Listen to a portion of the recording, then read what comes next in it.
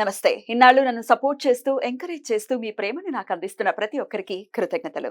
అలాగే ఈ వీడియో కూడా ఖచ్చితంగా మీకు ఉపయోగపడుతుంది. లైక్, షేర్ అండ్ సబ్స్క్రైబ్ చేసి మీ సపోర్ట్‌ని నాకు అందించండి. అలాగే ఈ వీడియో పట్ల మీకున్న అభిప్రాయాన్ని కామెంట్ సెక్షన్‌లో కామెంట్ చేసి తెలియజేయండి. ఇప్పుడు వీడియోని చూద్దాం. నమస్తే. Welcome to our channel. నేను పద్మిని. ప్రస్తుతంతో పాటు ప్రముఖ ఆధ్యాత్మికవేత్త, వాస్తు జ్యోతిష పండితులు, హస్త సాముద్రిక నిపుణులు వైవీఎస్ఎస్ గిరిరావు గారు మనతో పాటు ఉన్నారు. మాట్లాడదాం. సార్ నమస్కారం అండి. నమస్తే అమ్మా. ఎలా ఉన్నారండి? బ్రహ్మాండంగా ఉన్నామమ్మా. చక్కటి సమయంలో హైదరాబాద్కి మీరు రావడం జరిగింది. ఆషాఢ మాసంలో ఉన్నాము. అవును. ఆషాఢ మాసంలో చాలా ఆషాఢ మాసం అంటేనే చాలా అద్భుతమైనటువంటి మాసం. అటు వారాహి నవరాత్రులు అనుకోవచ్చు. అసలు వచ్చేటటువంటి తిథులన్నీ చాలా చాలా వైశిష్ట్యం కలిగినటువంటి తిథులు. మరి ఇదే ఆషాఢ మాసంలో దక్షిణాయనం కూడా ప్రారంభం కాబోతోంది. ఇక దక్షిణం వైపు ఆయన పయనిస్తూ ఉంటారు కాబట్టి సూర్యనారాయణ మూర్తి 6 నెలలు కూడా మనం ఎలాంటి విధి విధానాలని పాటించాలి, ఖచ్చితంగా తెలుసుకోవాలి. ఏమిటి దక్షిణాయనం, ఏమిటి ఉత్తరాయణం అనేది తెలుసుకోవాలి. అటు పండగలు, ముహూర్తాలు ఇంకా మొదలు కాబోతున్నాయి. ఇంకా పండగలు, ముహూర్తాలు, మంచి మంచి అద్భుతమైనటువంటి మాసాలు ఇవన్నీ కూడా వస్తాయి. కాబట్టి ఏమిటి దక్షిణాయనానికి ఉన్నటువంటి ఆ మహిమ, ఎట్లా వినియోగించుకోవాలి ఈ సమయాన్ని? చాలా మంచి ప్రశ్న అడిగారు. ఇదేంటంటే ఇప్పుడున్న తరంలో, ఇప్పుడున్న జనరేషన్కి నేను అప్పుడప్పుడు ఈ హస్తసాముద్రికం చెప్పేటప్పుడు చెప్తుంటా. పూర్వం చెప్పేవి పాజిటివ్, ఇప్పుడు నెగిటివ్గా, ఇప్పుడు నెగిటివ్ చెప్పే పూర్వం పాజిటివ్గా చెప్పాలంటే, పూర్వం ఏదన్నా అక్రమార్జనతో పైకి వస్తాడు అంటే వీడి జాతకం బాగాలేదండి, వాడు ధార్మికమైన సంపత్తితో కాకుండా అధార్మికంగా డెవలప్ అవుతాడు, కొంచెం జాగ్రత్త అని నెగిటివ్గా చెప్పేవాడు కొన్ని వందల సంవత్సరాల కిందట. ఇప్పుడు ఏంటంటే చక్కగా మీ వాడు జీతం కంటే గీతం ఎక్కువ వచ్చే ఉద్యోగం చేస్తాడు, బ్రహ్మాండంగా సంపాదిస్తాడు, పయాదం బాగుండే డిపార్ట్మెంట్లో చేరతాడని దాన్ని పాజిటివ్గా చెప్తున్నాం. పూర్వం దేశ బహిష్కారం అంటే ఏంటంటే ఇక్కడ ఉన్న చోట రాణించడండి, దేశాల పట్టుకుని వెళ్ళిపోతాడు మీ వాడని అది చాలా నెగిటివ్గా చెప్పేవాడు పూర్వకాలంలో.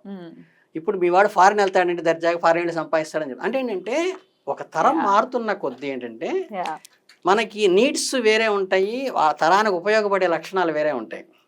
ఈ ఉత్తరాయణ దక్షిణానికి వచ్చేది ఏంటంటే పూర్వకాలంలో ఉత్తరాయణం జపధ్యానాలకి, హోమాలకి, మన ధార్మికమైన అంటే ఏంటంటే పారమార్థికానికి చాలా ఉపయోగపడుతుంది అని చెప్పి దాన్ని చాలా గొప్పగా చెప్పి దక్షిణాయనం అంతా ఆయన యోగనిధిలోకి వెళ్ళిపోతారు కాబట్టి దాన్ని పాజిటివ్గా చెప్పేవాళ్ళు ఉత్తరాయణాన్ని.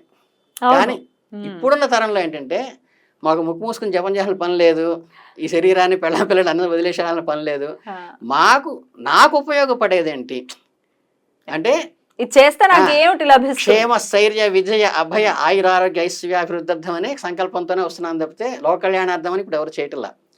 సో లౌకికానికి పూర్తిగా పనికొచ్చేది దక్షిణాయనం. మీకు కావలసినటువంటి ఇష్టికి కావలసిన కోరికలన్నీ తీరటానికి పనికొచ్చేవి దక్షిణాయనం. ఉత్తరాయణంలో కాదు. సో అందుకే ముహూర్తాలు కూడా ఉండవు కదండి పెద్దగా, మాఘమాసం తర్వాత ఉండవు పెద్దగా.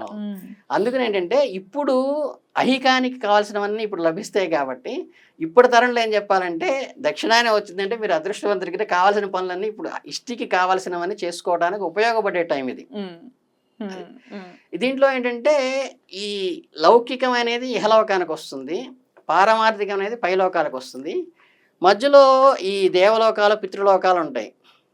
ఈ పితృదేవతలకి సంబంధించింది కూడా భాద్రపద బహుళ పక్షం అంతా కూడా పాడ్యమి నుంచి మనకి అమావాస్య దాకా వస్తుంది.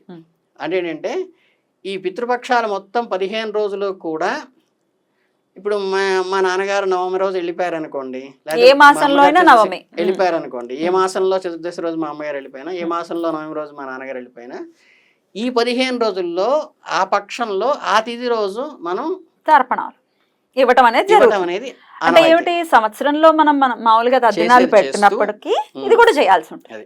ఈ సంవత్సరం కూడా ఏంటంటే క్యాలిక్యులేషన్ లో ఏమవుతుందంటే ఇప్పుడు మీరు అమెరికా వెళ్ళారనుకోండి, అక్కడ టైంకి ఇక్కడ టైంకి ఎలా డిఫరెన్స్ ఉంటుందో ఈ లార్జ్ స్కేల్లో వెళ్ళేటప్పుడు ఏంటంటే ఇప్పుడు ఒక పెద్ద చార్ట్ మీద చిన్న చక్రం, పెద్ద చట్రం, ఇంకా పెద్ద చట్రం గీసారనుకోండి, ఈ భగవంతుడి దగ్గర ఈ చిన్న మూలకి అంటే ఒక సెంటీమీటర్ జరిగేసరికి ఈ పెద్ద చట్రంలో విశ్వంలో ఏంటంటే ఒక దాదాపు 5-6 అంగుళాలు జరుగుతుంది. అలా ఏంటంటే ఇక్కడ సంవత్సరం జరిగింది వాళ్ళకి ఒక రోజు అవుతుంది. ఇది క్యాలిక్యులేషన్ మెథడ్. అందుకని ఏంటంటే సంవత్సరానికి ఒక్క రోజు పెడతాం పితృతర్పణ అంటుంటారు, కాదు వాళ్ళకి రోజు పెడతాం. పితృలోకంలో టైంకి కంపేర్ చేస్తే ఏంటంటే ఇక్కడ మన సంవత్సరానికి ఒక రోజు పెట్టేది అక్కడ రోజు పెట్టినట్టు అవుతుంది. ఇది ప్రధానంగా.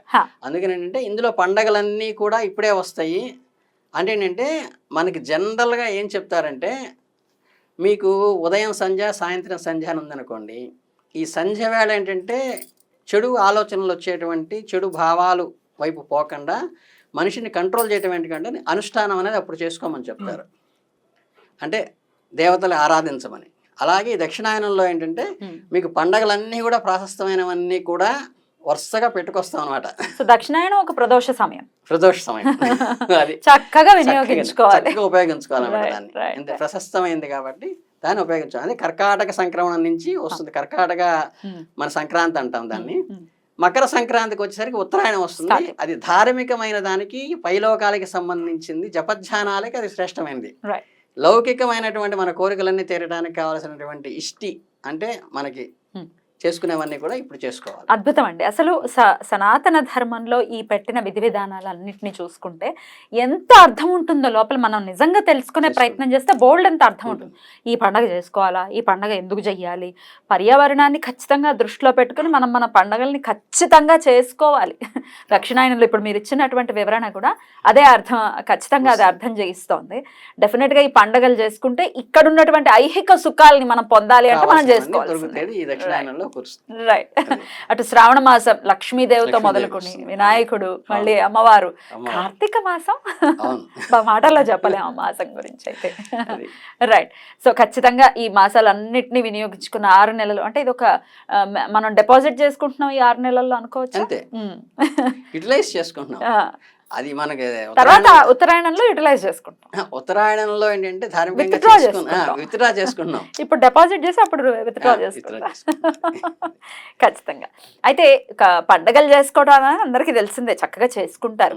కానీ దైవారాధన విషయంలో ఖచ్చితంగా నిత్యం ఈ 6 నెలలు చేయాల్సినటువంటి ఆరాధన విషయం ఒకసారి చెప్పండి, ఏం చేయమంటారు? ఈ 6 నెలలు కూడా ఏంటంటే నిత్యము ఈ నిత్యానుష్ఠానం అది కంపల్సరీ. ఎందుకంటే మీకు గట్టిగా మాట్లాడితే ఏంటంటే ఏదో అంటారు, చెప్తారు చూసారా, ఫిజికల్గా బాబా గారు మన దగ్గర ఉన్నారనుకోండి, మనకి భౌతికంగా ఆ సమాధి మందిరము అంతవరకు లెండి తోట అలా ఫిజికల్గా చూస్తాం మనం. ఆయన యోగ సమాధిలోకి వెళ్ళిపోయిన తర్వాత ప్రపంచంలో ఎక్కడ ఏ మూలన ఉన్నా సరే ఆయన పక్కనే ఉంటారు. అలాగేంటంటే ఫిజికల్గా స్వామివారిని వెలుకుతూ ఉన్నప్పుడు అక్కడ పరివారము దేవతాగణాలు వాళ్ళతో లిమిటెడ్ గా అనిపిస్తుంది మనకి. కానీ యోగేంద్రలోకి వెళ్ళిపోయిన తర్వాత ఏంటంటే నిరంతరం కూడా మన అందరితో కూడా సమ్మిళితం అయిపోయి వ్యాప్తి ఎక్కువ అవుతుంది. ఇంకా జాగ్రత్తగా మనల్ని పరిశీలిస్తారు అనుకోవచ్చు. పరిశీలిస్తారనుకోవడానికి ప్రధాన కారణం అనమాట. అంటే ఫిజికల్ బాడీకి ప్లాస్మా బాడీకి ఆ తేడా వస్తుంది అనమాట. అదేంటంటే వాళ్ళు ఆ యోగ నిద్రలో ఉన్నారు అంటే ఏంటంటే ప్రపంచానికి సంబంధించి. అందుకని ఏంటంటే మీరు భాగవతంలో కూడా చూసినప్పుడు కృష్ణుడు ఆ యోగంతులో పడుకున్నప్పుడు ఇటు పక్క ఆయన వచ్చి ఏదో కోరడానికి వచ్చి అప్పుడు డిస్టర్బ్ చేయరు. మామూలు నిద్రపోయేవాడి బావాలే అని లేపుతారు. అంటే ఈ ప్రపంచానికి సంబంధించిందే ఇది విధి విధానం చేస్తున్నప్పుడు ఆయన ప్రపంచానికి సంబంధించిన వ్యక్తి అయినప్పుడు ఆయన యోగమిత్రులో ఉన్నప్పుడు అది చాలా దోషం అవుతుంది. మామూలు మనిషి పడుకుంటే బావాలేమన్న దానికి ఆ యోగనిద్ర అంటే అదేనమాట. యోగనిద్ర మీన్స్ ఏంటంటే మనకందరికీ కావలసినవన్నీ కూడా సమకూర్చడం కోసం ప్రపంచాన్ని, ఈ ప్రకృతి, ఈయనేమో పరమాత్మ కదా, ఈ ప్రకృతికి సపోర్ట్ చేస్తూ దానికి కావాల్సిన నీడ్స్ అన్నీ చూసేటువంటిది అంటారు. అంటే ఏంటంటే మన ఆఫీసర్ గారు మనతో ఉన్నప్పుడు మనం కొంచెం ఫ్రీగా మాట్లాడచ్చు, కానీ ఆయన శ్రీమతి గారితో ఏకాంతంలో ఉన్నప్పుడు డిస్టర్బ్ చేయకూడదని ఎలా అంటారో, ప్రకృతిని పరిశీలిస్తూ ప్రకృతికి సపోర్టింగ్ గా ఉండి ఈయన యోగమాయలో ఉంటారు. Right right. అద్భుతం అండి. ఖచ్చితంగా నిత్య ఆరాధన ఖచ్చితంగా చెయ్యాలి అని చెప్తున్నారు. చేసుకుని డెఫినెట్ గా ఇది చాలా అద్భుతంగా వివరించినందుకు కృతజ్ఞతలండి. నమస్కారం.